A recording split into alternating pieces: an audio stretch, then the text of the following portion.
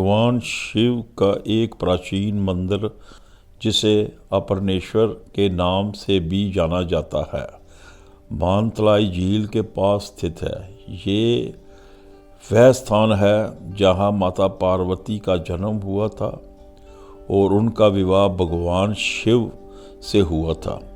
मुख्य मंदिर बहुत छोटा है और इसमें कन्या के रूप में पार्वती की मूर्ति है। शिव और पार्वती की एक मूर्ति भी है और शिव, पार्वती और गणेश भी पाए जाते हैं। हालांकि शिवलिंग मंदिर की मुख्य मूर्ति है। मंदिर के सामने बैल नंदी की दो मूर्तियां हैं।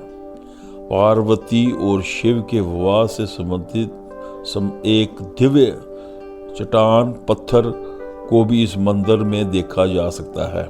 आज मैं आपको लेकर आया हूँ अपनेश्वर महादेव मंदिर में। यहीं पर माता पार्वती जी का जो लगन हुआ था शंकर भगवान जी के साथ। पार्वती संसार में अन्नपूर्णा के नाम से मशहूर है। संसार को जो कुछ मिलता है पार्वती ही उनकी जन्मदाता है। भोलेनाथ और पार्वती का यहाँ जो लगन हुआ उससे संसार की उत्पत्ति हुई है, इसलिए इसका बहुत महत्व है। इस मंदिर का नाम अपनेश्वर मंदिर इसलिए पड़ा यहाँ पार्वती जी ने तपस्या की थी। पहले माता जी ने अन्न त्यागा, बाद में जल भी त्याग दिया और फिर पत्ते भी त्याग दिए। जो पत्ता खाना भी छोड़ दे उसे अपर्णा कहते हैं, इसलिए पार्वती जी का नाम अपर्णा पड़ा। पार्वती जी के नाम से इस मंदिर का नाम अपनेश्वर मंदिर पड़ा। पहली मूर्ति जो है वह पार्वती माँ की अकेली है, वह शादी के पहले की है। दूसरी मूर्ति जो है वह शादी के बाद जोड़े से है। तीसरी मूर्ति माँ पार्वती, भोलेनाथ और गणेश जी की है। जब शादी के बाद गणेश जी पैदा हो गए थे।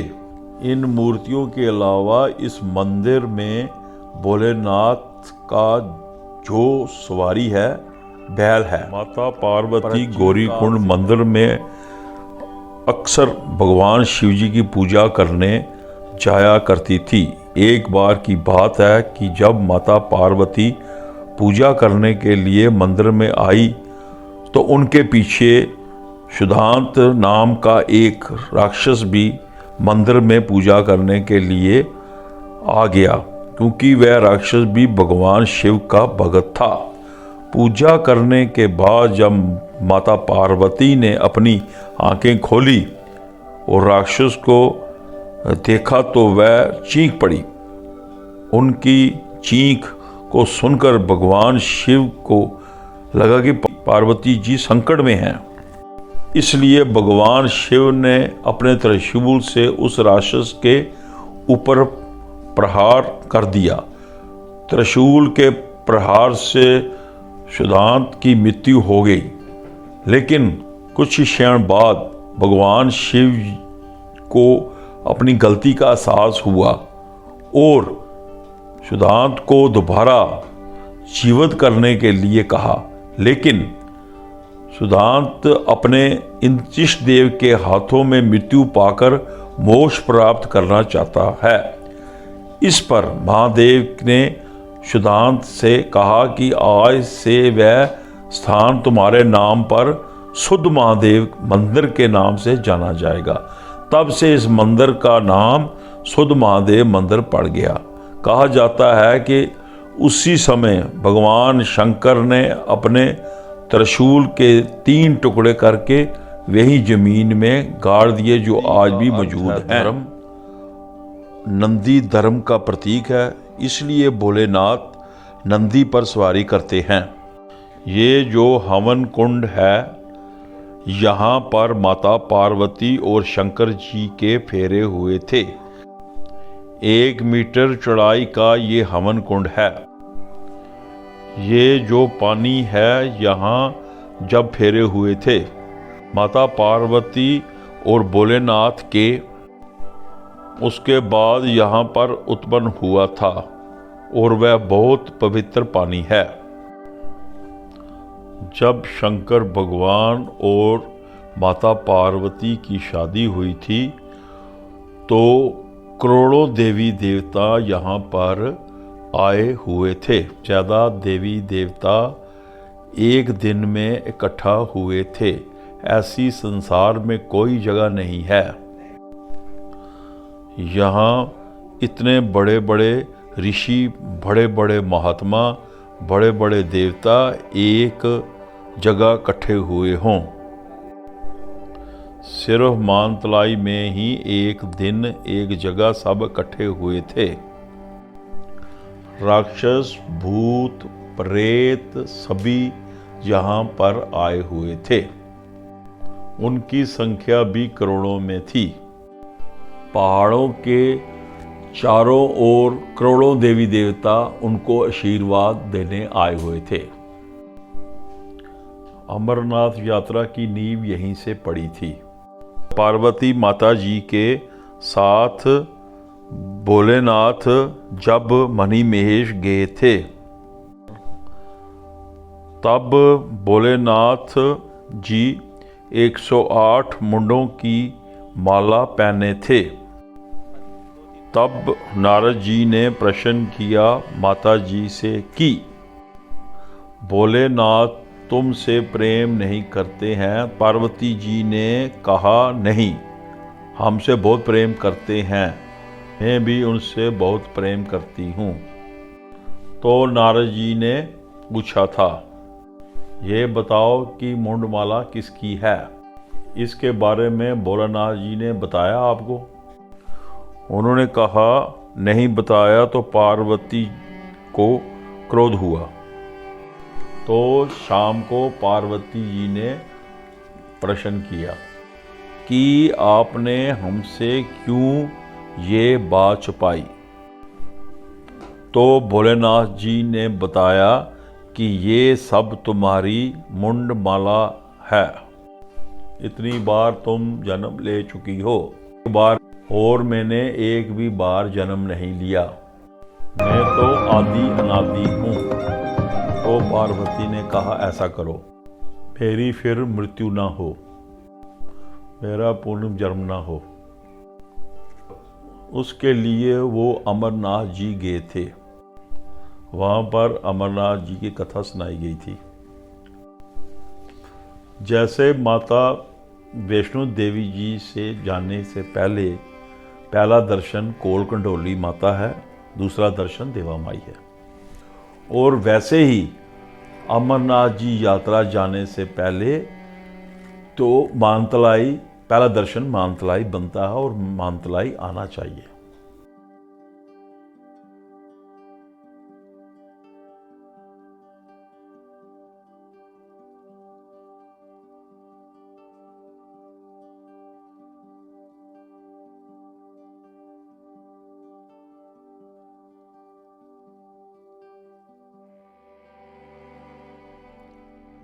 उधमपुर जिले के चनैनी मानतलाई में लगभग 90 करोड़ रुपए के अंतर्राष्ट्रीय योग केंद्र अंतिम चरण में है, क्योंकि परियोजना के सभी कंपोनेंट पर काम पूरा हो चुका है और वर्तमान में इसे अंतिम रूप दिया जा रहा है।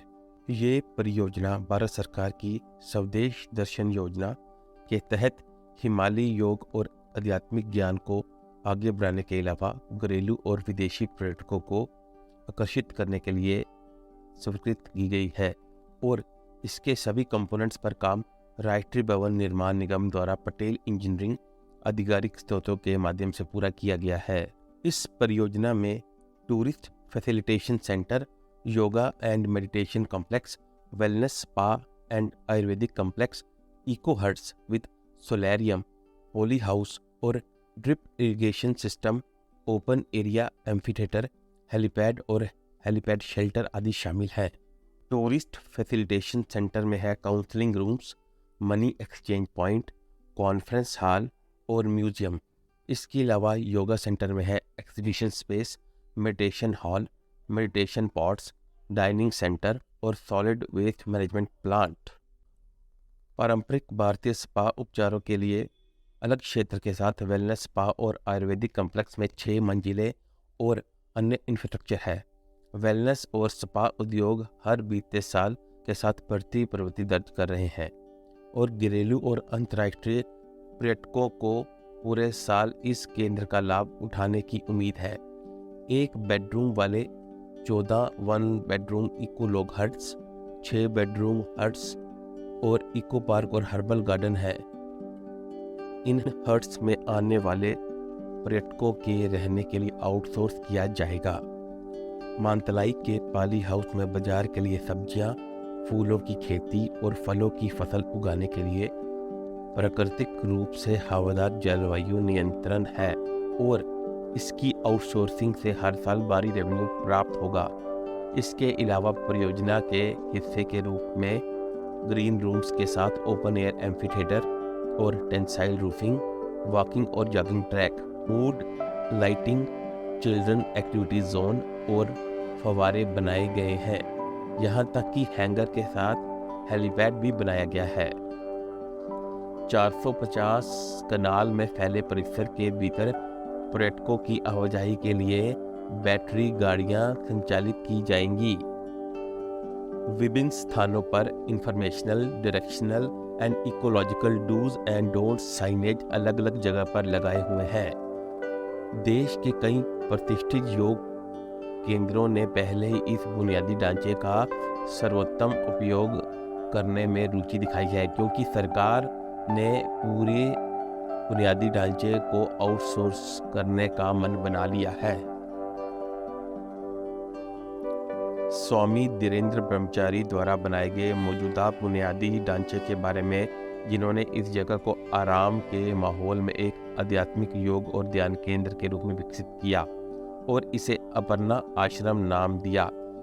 चूंकि इस बुनियादी ढांचे की मरम्मत में भारी लागत शामिल है, इसलिए सरकार ने इसे आउटसोर्स करने का फैसला किया है।